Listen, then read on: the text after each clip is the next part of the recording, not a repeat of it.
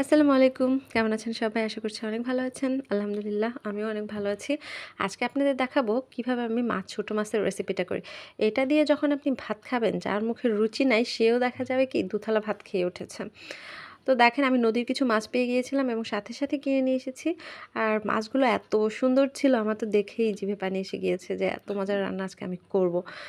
১ম এ আমি সবজি-টবজি সব কেটে নিয়েছি খুব সুন্দর করে। এখানে আছে ধুন্দুল আর আছে হচ্ছে আলু ছোট করে চিকন করে কাটা। যেহেতু মাছটাও ছোট সেহেতু আমি সবজিগুলোকেও অনেক চিকন করে কেটে নিয়েছি। পেঁয়াজ মরিচ দিয়ে দিয়েছি এবং সকল ধরনের মসলা দিয়ে দিচ্ছি।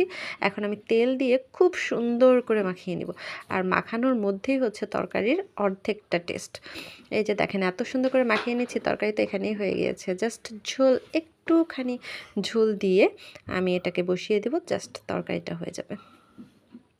এই তো মাছগুলোকে মাখিয়ে নিচ্ছি আর মাছগুলো খুব বেশি মাখামাখি করব না, হালকা একটু মাখিয়ে নেব। এই তো একটু পানি দিয়ে দিলাম, জাস্ট সবজিগুলো যাতে একটু সিদ্ধ হয়ে যায়। এই তরকারি হওয়ার পথে হয়ে গিয়েছে। ফাইনালি আমার তরকারি হয়ে গেছে। এখন আমি এটা দিয়ে ভাত খাওয়া শুরু করে দেবো। অনেক ক্ষুধা লেগেছে। ও মাই গড! এত মজার ছিল কি বলবো, একটু লেবু দিয়ে নিলাম। খুবই মজার ছিল। ভালো থাকবেন। আল্লাহ হাফিজ।